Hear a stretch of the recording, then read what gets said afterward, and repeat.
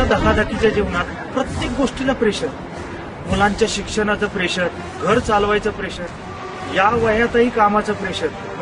आणि इथं मात्र उलटे, पाण्यालाच प्रेशर नाही, जीवनावश्यक वस्तू पाणी त्यालाच प्रेशर नाही. त्याला जबाबदार कोण? गेली 15-20 वर्ष सत्ता भोगत असलेली तीच माणसं. अरे आमच्या कष्टाचा पैसा टँकरच्या पाण्यातच घालवायचा. अरे कधी होणार इथला विकास? कधी सुटणार इथली पाण्याची समस्या? आणि कोण करणार इथला विकास? रहाटणी अन काळेवाडीत चर्चा सुरू झाली.